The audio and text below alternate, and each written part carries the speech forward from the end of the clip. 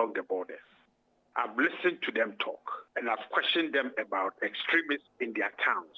And they looked at me as if I'm a madman, whether I think they will destroy the livelihoods that they have built for themselves. I think this story must be discarded with the disgust and the contempt that it deserves.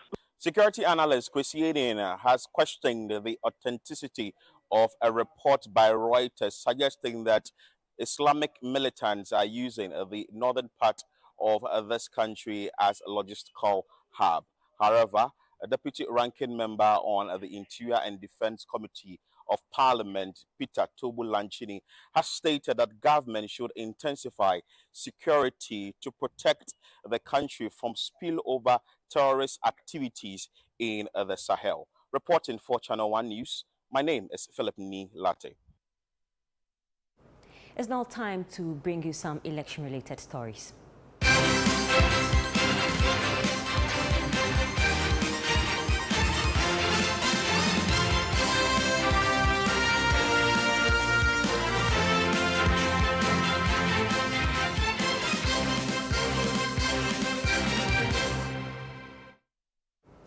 The race for the Sunyani East parliamentary seat is heating up as 4 candidates gear up to challenge the long-standing incumbent Kwesi Ameyatreme in his quest for a 5th term.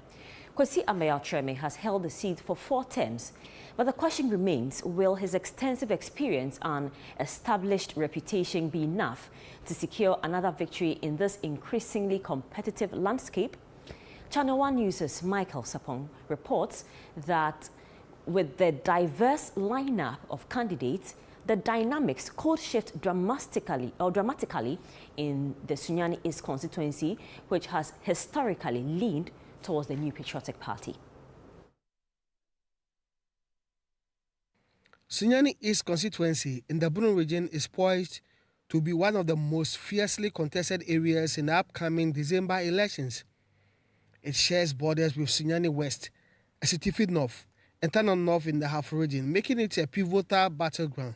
Data from Channel One TV's research department reveals that this constituency has been a bastion for the ruling New Patriotic Party since 1996, when the late Joseph Mensah claimed the seat from the NDC, paving the way for the current MP Kwesi Ameyatreme.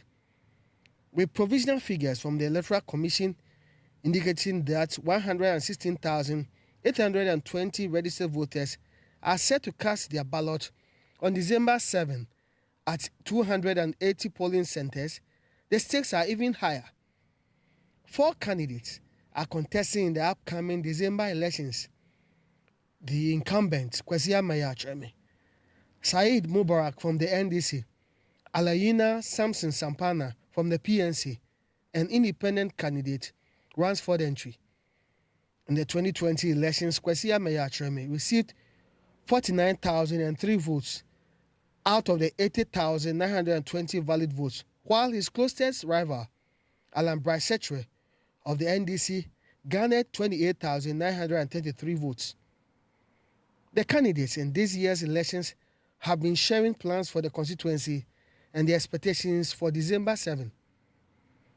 Gideon Tremi Amwa, a member of the MPP communication team, spoke about the chances of the incumbent Member of Parliament, Kwesi Ameyatreme.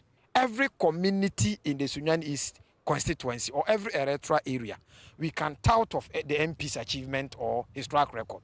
Even where we stand here is Penkwasi West electoral area. In the area of sports, this is the AstroTurf he is giving to the community. Not the area of sports alone. In the area of education, the MP has been able to facilitate a lot of scholarship for his constituents. Aside that, in terms of infrastructure, being hard or soft in the area of education, we can talk about Koto Chrome MA Primary School, Yahima MA Primary School. We can talk about Abisim, Wahenkoko, Isago Besa, Dadom, a lot. First-time contender Said Mubarak of the NDC also outlined some of his plans for the constituency. I will try with my lobbying skills, and then we will lobby and get a modernized sports stadium for Sunyani, because the teaming youth, we have a lot of sportsmen, not only football, some are athletes, and even some are willing to be boxers, but we don't have the facility here. So what I'm just praying for, this sports stadium is a complex one. we can have swimming pool, other stuffs, all these things in that same facility, that even if we train them well in the Olympics game, we can get people from Sunyani and the nearby constituencies or Bono region. We are working hard until we finish. We can't say that it's good or not, but we are working hard to make sure that 7th December, good people of Sunyani will vote for me. This marks the 5th time Alayina Sampana Samson from the People's National Convention contesting. He believes this time he will be successful in securing the opportunity to represent the people of Sunyani East constituency. Oh, December 7, my brother, this is my 5th time of contesting. 2008, I came out. 2012, I came out. 2016, I came out. 2020, I came out. And then 2024, I am coming back. In fact, the 2024, mine coming back, it is people who asked me to come because they saw that the incumbent is not doing up to expectation. So I am sure of winning the election in the 7th December 2024. Businessman and philanthropist Ransford Entry shared his vision for the constituency. There are personal initiatives that I would like to touch on. I would want to introduce something that we call Tools Bank, where the young people in our part of the country would be supplied with tools. We'll place them at strategic points. One at Koto Krom Yahima, Atuahini Krom, Atronie, Sunyani, Abisim. Whenever you have a job, you go, you fill the forms, you pick a tool, you go and use it, you finish, you return it. It is going to end up assisting young people to work and income in peace. We still have some few days to elections, and we are going to remain confident and will not relent on our efforts, and we believe we are going to win. Some supporters have also expressed their thoughts on the upcoming December elections. Honorable Member of Parliament for Sunyani's constituency, Honorable Kwesiami Achreme, is winning with a huge margin, and in fact, he is going to give all his contenders a showdown. So with the chances of Mr. Ransford Entry, I can see it's brighter, and we are doing whatever we can to support his cause. But one thing that Mr. Ransford usually say is that good name is better than riches. So he wants to make a name for himself. So the people of Sunyani are now ready, especially those around Sunyani East. Those outside Sunyani East have planned to come back to Sunyani to vote massively for him. Looking at the work that we have done, the community engagements, the house-to-house, and our relationship with the people, and what our candidate, Honorable Said Mubarak, has been able to do for 4 to 5 years, I'm very confident, I'm very certain that by the grace of God, by the good works of Said Mubarak, and by the will of the people, come December 7, we are taking the seat for the first time after the 1992 general elections. If you look at his unwavering support and dedication to PNC, it means that if he should be extended to the larger community, I think that the larger community will have a beneficiary of whatever effort he's putting across. So I think that he has all the qualities, all the ingredients that will make him a great leader. Who among these 4 parliamentary candidates will get the nod to represent Sunyani East in the next parliament of Ghana?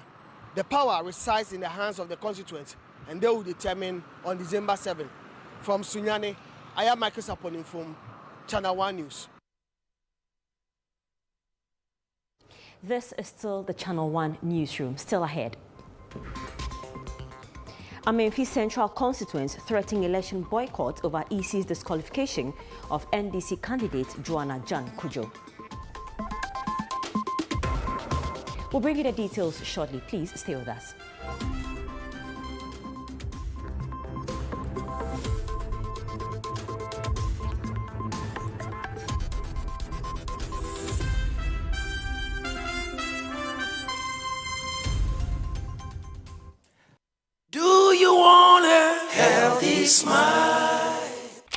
Considering oral surgery?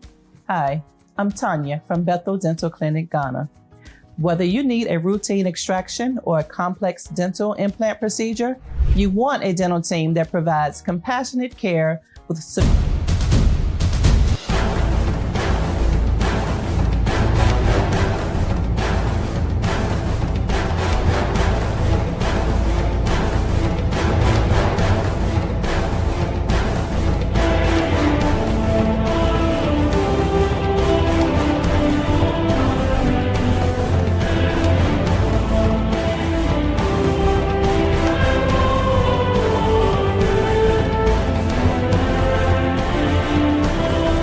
Complete this rhyme. Twinkle, twinkle, little star.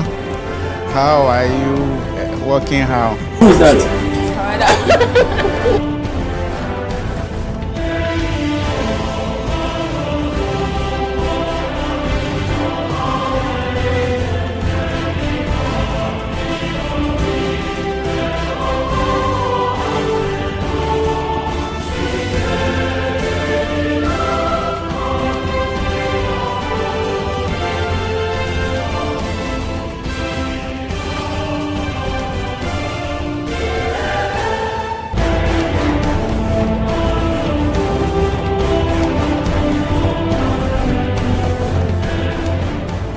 Welcome to The Point of View. Welcome to Face to Face on ChannelOne television. And hello, welcome to What the Papers Are Saying. This be Football Made in Ghana. It be the only pidgin show where it day on your screen, ChannelOne TV. Thank you so much. Some people are late. You know, they have to catch up. City TV is now ChannelOne TV. You understand? This is ChannelOne TV, telling your story, empowering change.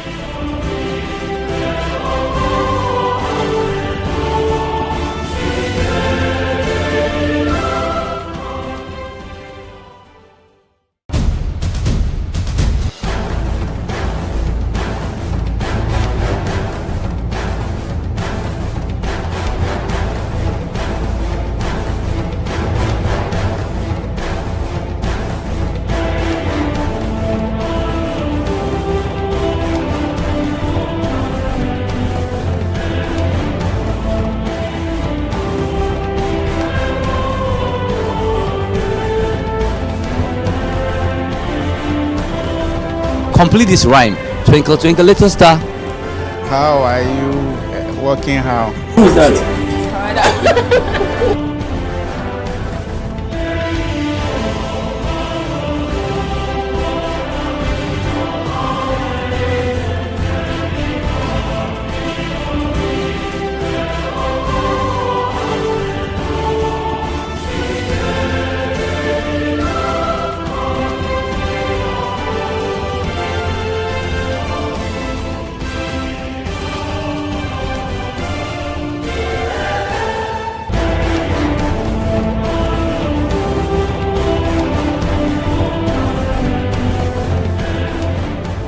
Welcome to The Point of View. Welcome to Face to Face on ChannelOne television. And hello, welcome to What the Papers Are Saying. This be Football Made in Ghana. It be the only pidgin show where it day on your screen, ChannelOne TV. Thank you so much. Some people are late. You know, they have to catch up. City TV is now ChannelOne TV. You understand? This is ChannelOne TV, telling your story, empowering change.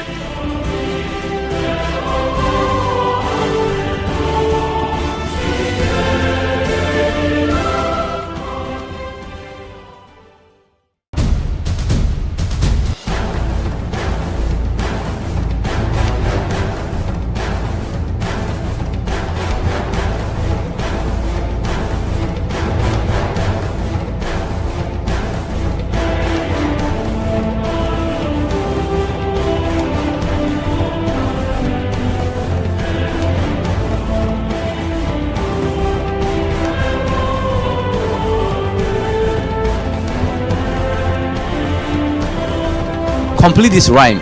Twinkle, twinkle, little star. How are you working? How? Who's that?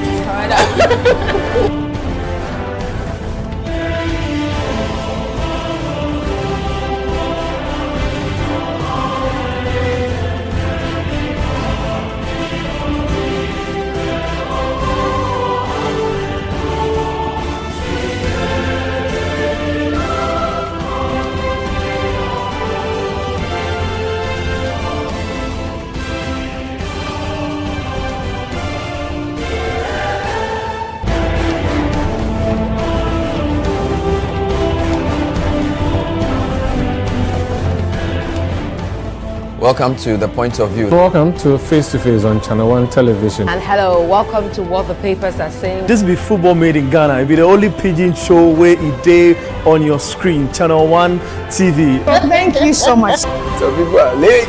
You know, they have to catch up. City TV is now ChannelOne TV. You understand? This is ChannelOne TV, telling your story, empowering change.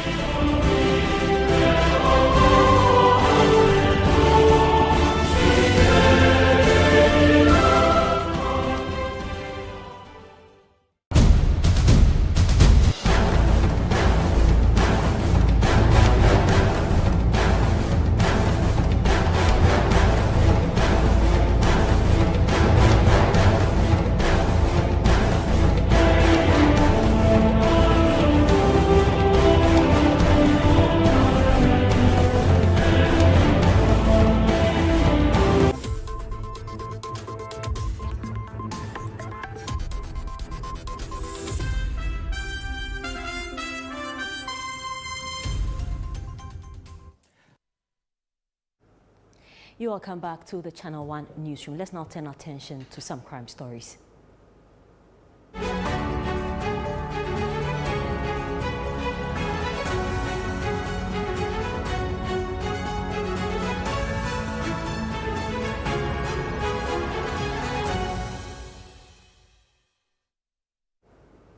The killing of 10-year-old Ishmael Abdallah 3 years ago shocked the nation. In this report, Channel One News' Hansen Ajiman examines the events leading to the guilty verdict. The incident dominated media headlines 3 years ago. It was tragic for your family. The incident dominated media headlines 3 years ago. It was tragic for your family to lose a beloved son, but the circumstances surrounding the case made it even more disturbing. The plight of two young boys, one 18 and the other 15, led them to a spiritualist who allegedly instructed them to provide a human body and 5,000 Ghana cedis as part of a ritual. Under the guidance of then 18-year-old Nicholas Kinney, the two boys decided to kidnap Ishmael Abdallah, who was just 10 years old at the time. Their plan was to demand a ransom from his family and ultimately kill him. However, when the attempt to kidnap him alive failed, they resorted to murder. On April 3, 2021, Ishmael was lured to an uncompleted building under the pretense of receiving a game console. He was brutally attacked with a stick and then with cement blocks as he pleaded for mercy. Ultimately, he was buried alive, with a pathologist confirming death by asphyxiation. Tragically, this occurred just hours after Ishmael's father returned from a work trip. A relative recounted to Channel One News how Ishmael had eagerly awaited his father's arrival only to be killed.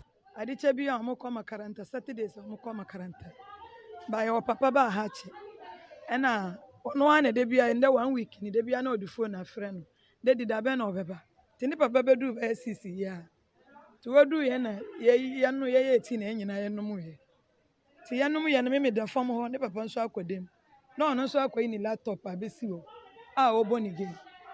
Intimin danuma and daddy are family. Timmy Dawan, a mouse and his sister Penny Dimirkaba. Ma, me saying sorry, I'll come Ishmael, Miss Ishmael Ben, what's Ishmael? Let me see they be so at the whole move game. The two convicts were arrested after the sister of one of the accused reported suspicious activity at the uncompleted building across from their house.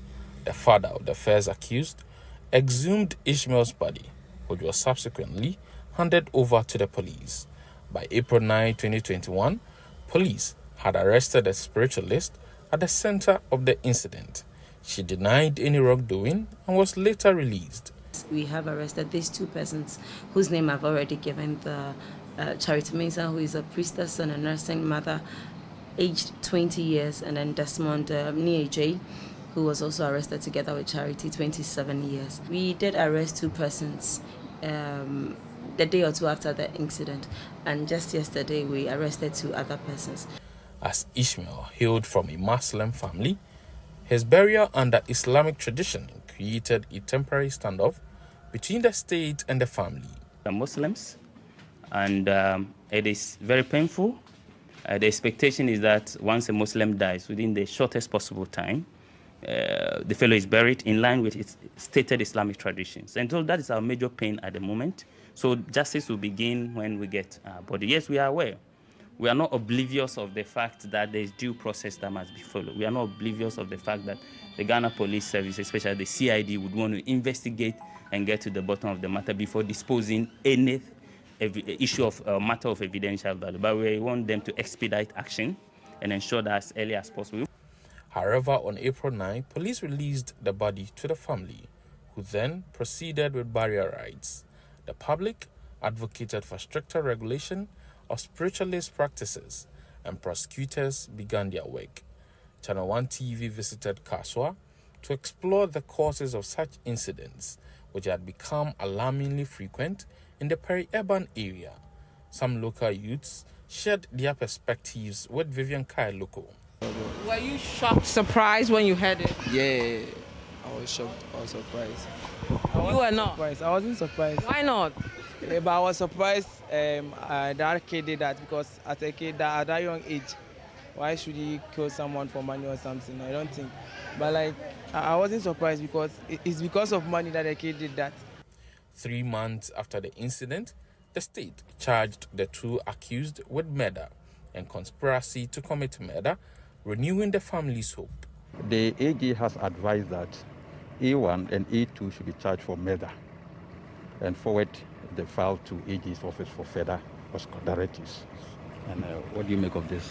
It is good, because as we are all aware, everybody is interested in this case. And as I said earlier on, I'm very happy that the AG has worked hard to bring the advice so that at least we can commence the trial.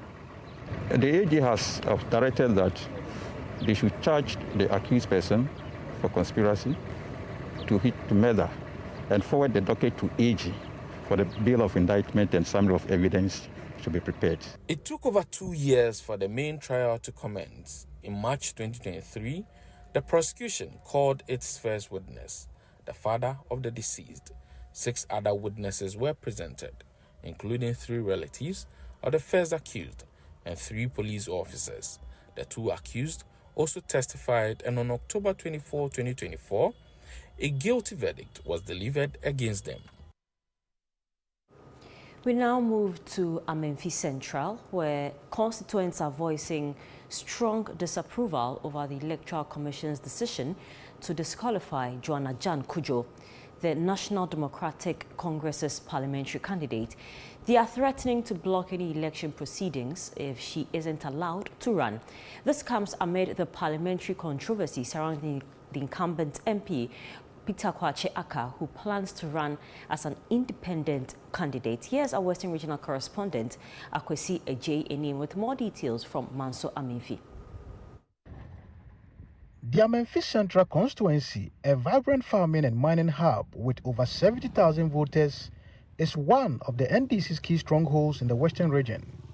Since the beginning of the current democratic dispensation here in Ghana, the National Democratic Congress since 1992 has been winning both the presidential and parliamentary elections here in the Amenfi Central constituency of the Western region. And with the current MP, who is the incumbent MP standing in for the NDC, losing his primaries, making way for Joanna Jan Kujo, who is now the parliamentary candidate over here, with the EC also sidelining her for not actually meeting the processes of registration.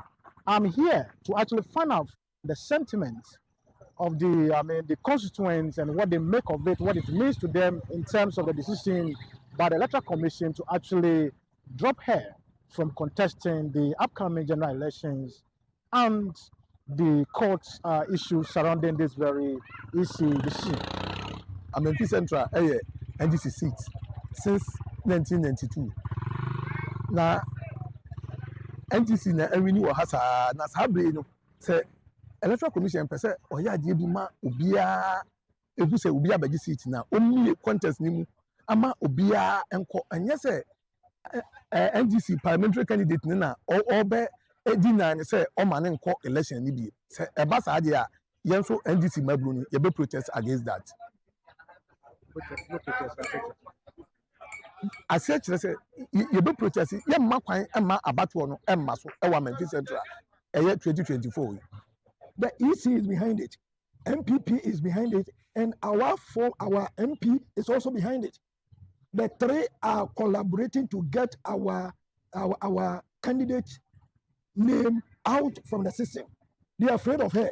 In fact, if they hear a name, then all of them are running away. That is why they don't want to see her contest in these very December elections. Okay, what the woman is doing in the constituency, I wish you would have visited most of the constituencies, the communities to ask.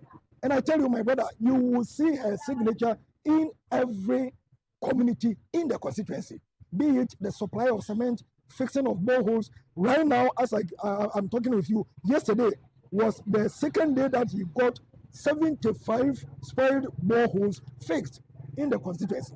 Okay, and when we talk of schools, that one, the least said about it, the better. One group of people within this Amenfi Central constituency that are very much in support of the NDC parliamentary candidate who is being sidelined by the Electoral Commission is the drivers of the Pragia services over here. And I just want to also find out from them what they make of the sidelining or the disqualification of the parliamentary candidate of the NDC, Madam Joan Kujo. Madam Joan, yeah, one of candidates. In fact, I'm by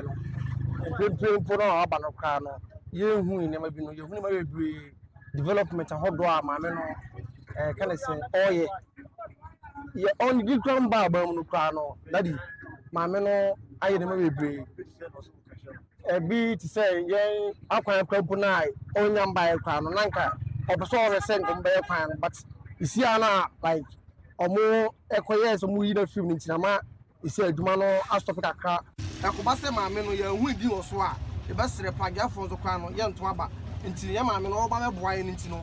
The best I say is Nima and my menudi Embra, Parasuma, Naina, to win Twapa, and no boy, Amenfi Central, Naya bread, Yakonqua, Sumache, until Omda no million from Quasum. This is Wasa Ngaka community, one of the communities here in the Wasa Amenfi Central district of the Western region. And over here, you see the major problems that they face here is the state of poor roads, which most of the residents are saying that they are going to look at that in casting their votes. Again, they want the government to look at the issue of telecommunication within the area, which is also making it difficult for communication within the community. And all of these issues are going to play a factor in who they cast their vote for. They are suspending the party, Kruma party, and Papa. Boys in India, I am so much suspended or ban party. Oh, I must suspend or ban party, Papa. If they transform, I say, almost back 3 months, yeah, that's soon. Yeah, network is on there. Show you no service. No service. Data near Kenya, Yaquans are poor. Oh, town, I'm not that. Jabba party. Some suspend, suspend or ban party, party. For the Amenfi Central NDC constituency executives over here in the Amenfi constituency, whatever is happening is the making of certain people who have an interest in making sure they get the NDC out of the way when it comes to the parliamentary elections. Reporting for ChannelOne TV News, I am Akwesi Eje Enim, Mansour Amenfi. Stay with us here on the ChannelOne Newsroom. Still to come.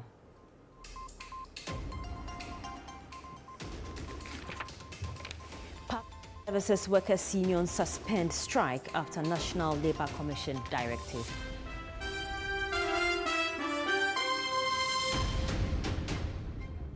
We'll bring you the details of this story and others when we return from this break. Please stay with us.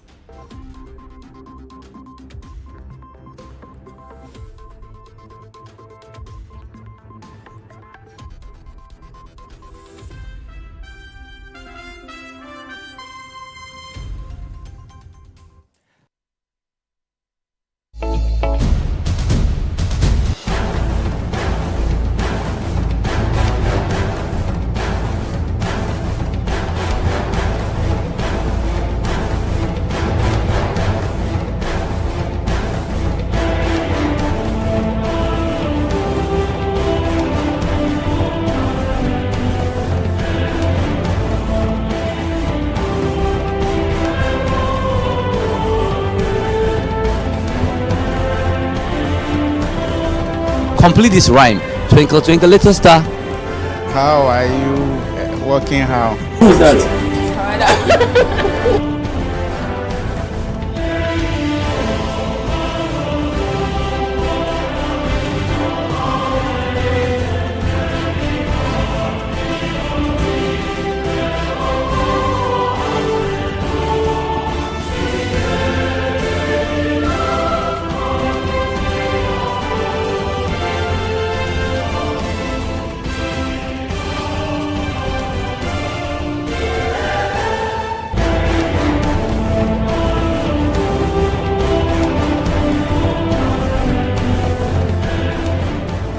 Welcome to The Point of View. Welcome to Face to Face on ChannelOne Television. And hello, welcome to What the Papers Are Saying. This be football made in Ghana. It be the only pidgin show where it day on your screen. ChannelOne TV. Thank you so much. Some people are late.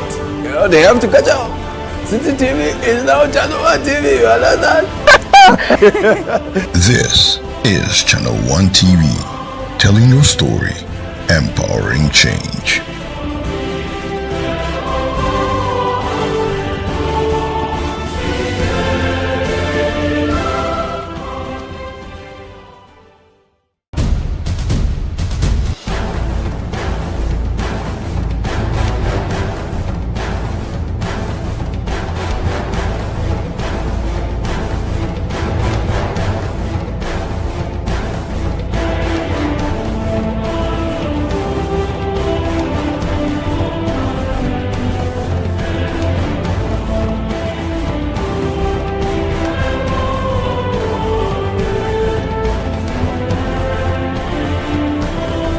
Complete this rhyme. Twinkle, twinkle, little star. How are you working how? Who's that?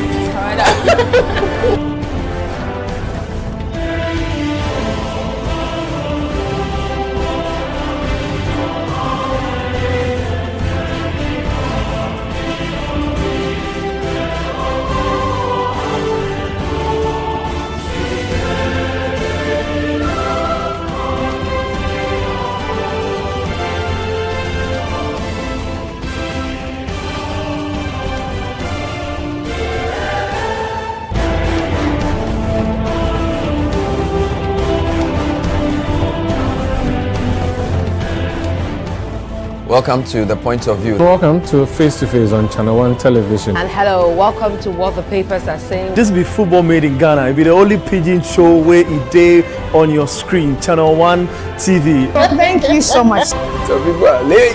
You know, they have to catch up. City TV is now ChannelOne TV. You understand? This is ChannelOne TV, telling your story, empowering change.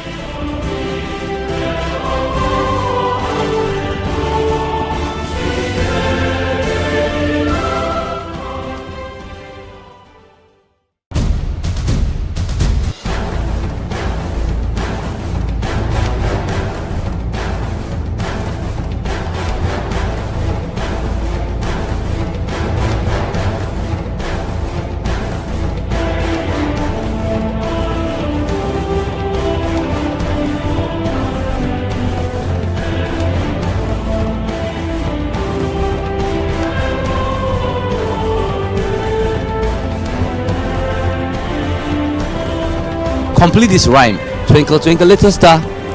How are you working how? Who's that?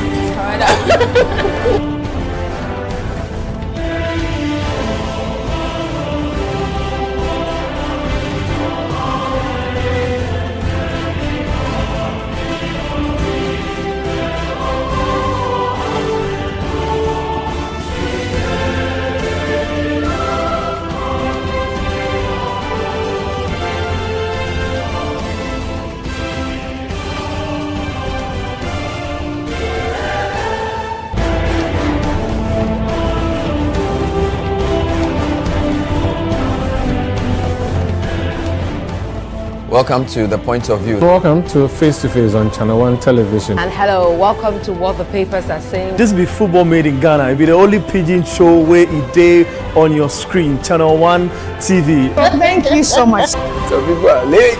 You know, they have to catch up. City TV is now ChannelOne TV. You understand?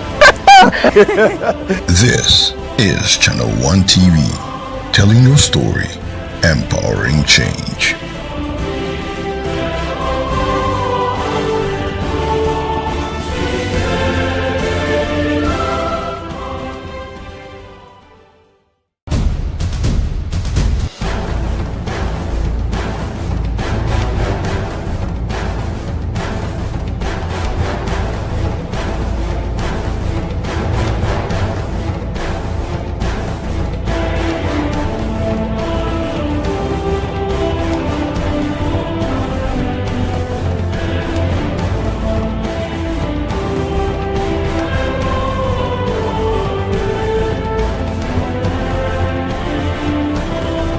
Complete this rhyme. Twinkle, twinkle, little star.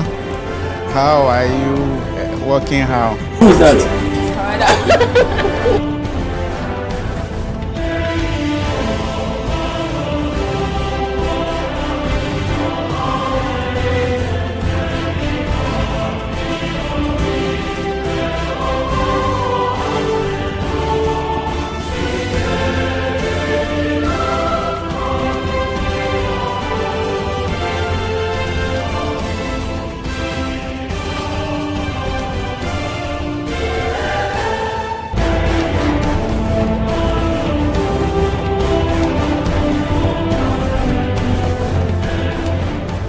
Welcome to The Point of View. Welcome to Face to Face on Channel One Television. And hello, welcome to what the papers are saying. This be football made in Ghana. It be the only pidgin show where it day on your screen. Channel One TV. Thank you so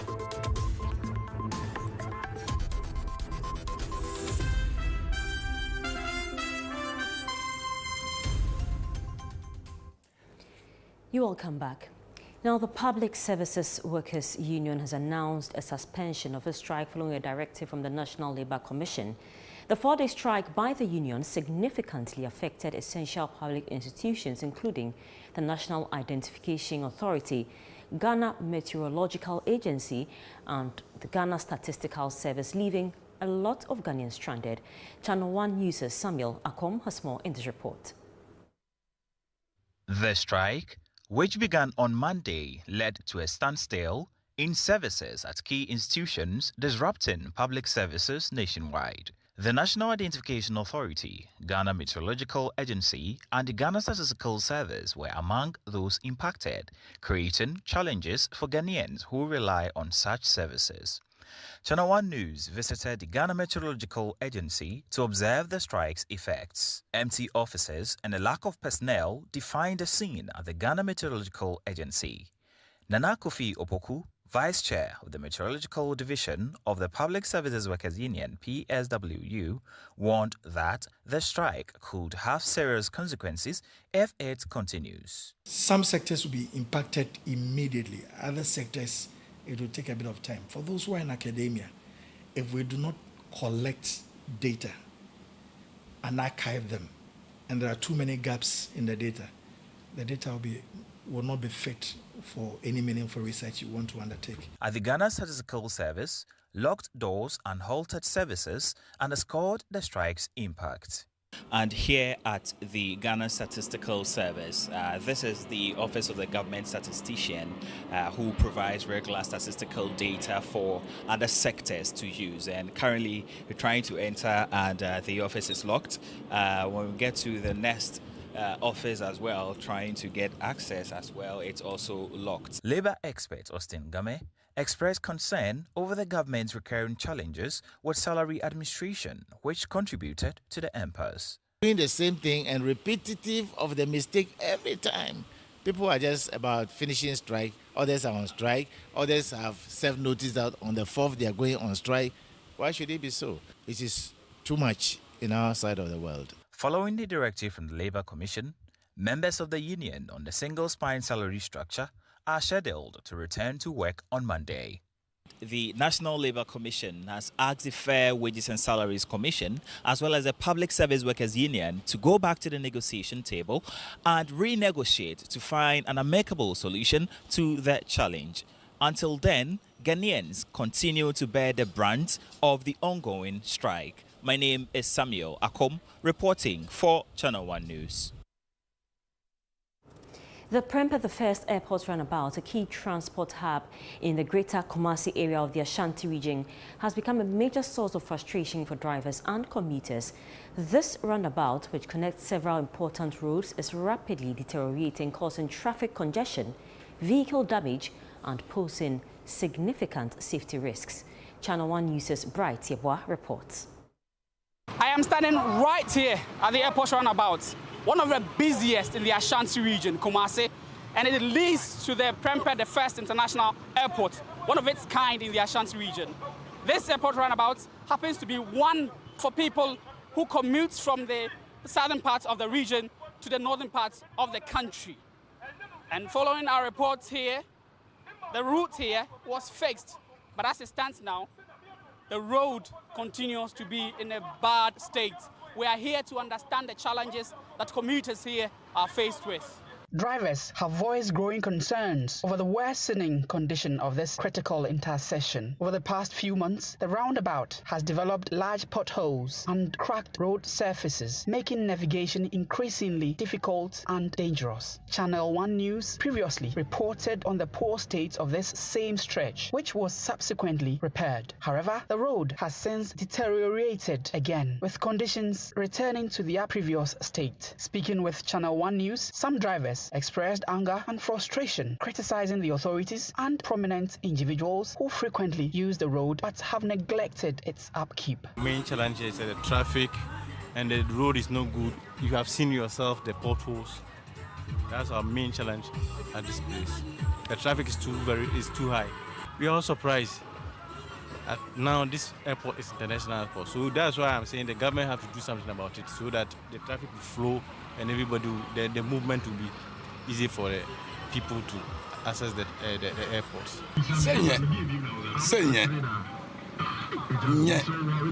Airport me.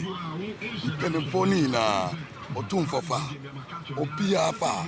Kumasi ura, Asante ura fa. Why quite na say that here. Nye yanka nokore. Nye. Last week crampono. Be pie accident bi so na car kesiye. Na praga bi dey born to sake of potu na ye nim se be say na sen kwa almost aba ye ho adwuma na ye nim se be say say na asaba ti na say empanyi fo hwe na omo ye firi ho mai sro mo so ma hwa anya ase krom so ayeshi ye be ye election ni bronya ni ta ma krom ayeshi de bia sa create traffic ni ade nti mo hwe na omo nyamai. These flags have been mounted here just to alert commuters here so that they don't drive into the pothole. They are calling on authorities to fix the road. For Channel One News, I am Bright Yeboah, Prempeh the First International Airport runabout.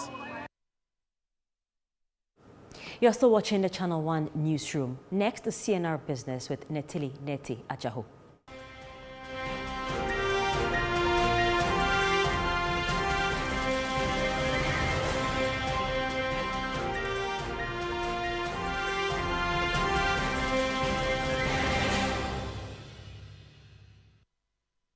CNR Business is brought to you by MTN. Hello and welcome to CNR Business, proudly brought to you by MTN. My name is Netelinete Ajaho. Now, huge public sector funding gaps, including a possible non-payment of salaries of government workers, the discontinuation of infrastructural projects and policy interventions, are some of the likely economic and social implications should government fail to present its 2025 mini-budget due to the current stalemate in Parliament.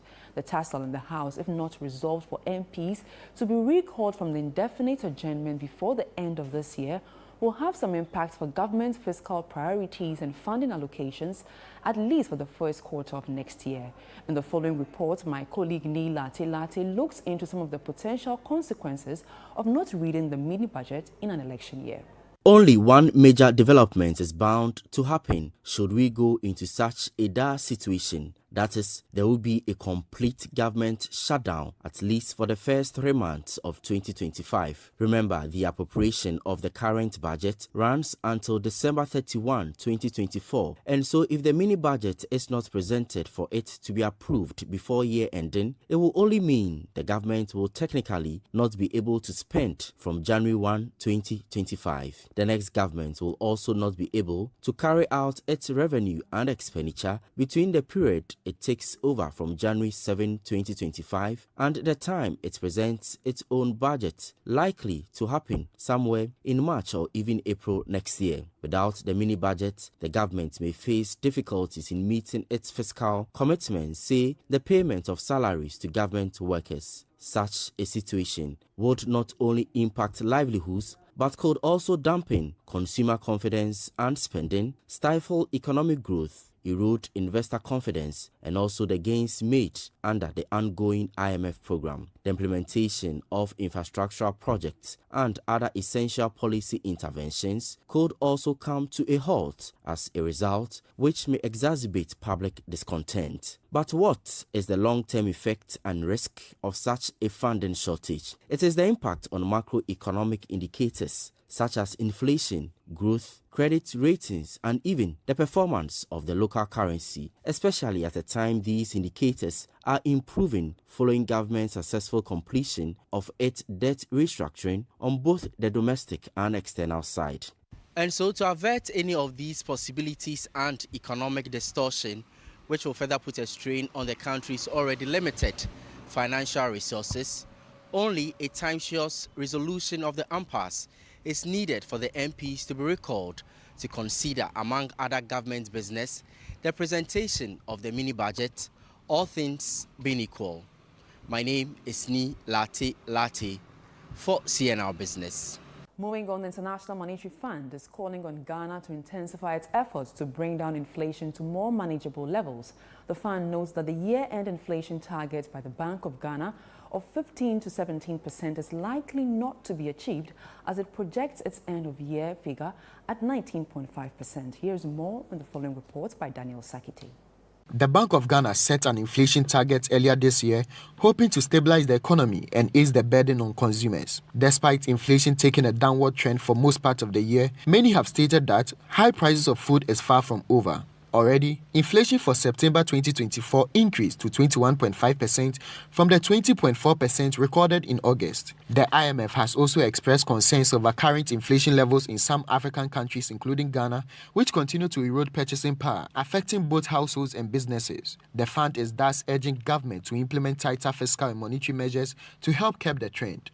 The trick now is to finish the job on inflation without unnecessarily damaging the job market.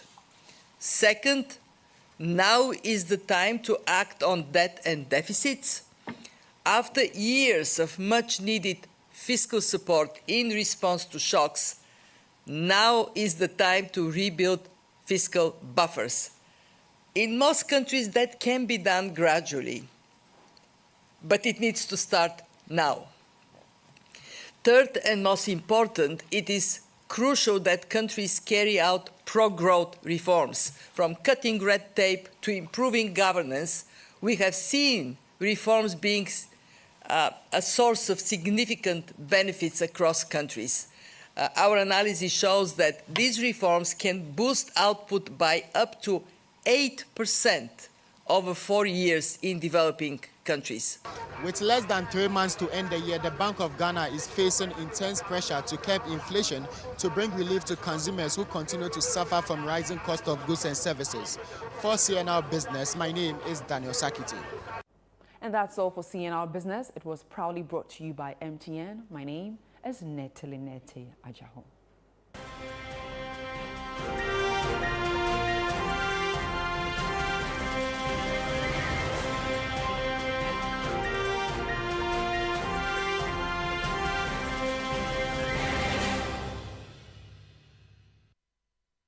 CNR Business was brought to you by MTN. Hey guys, so I got this app. It's called Ayoba. It's a chat app that helps me with beauty tips and cooking tips. a super app that feeds me music and the latest sports content. I even use it for my studies. And the good news is, I don't need to use my data bundle because I'm on MTN. Chale, the app just did be. Ayoba, the all-in-one app that lets you chat, call, read, play, pay, and listen. Use Ayoba at no data cost on MTN. Download Ayoba now.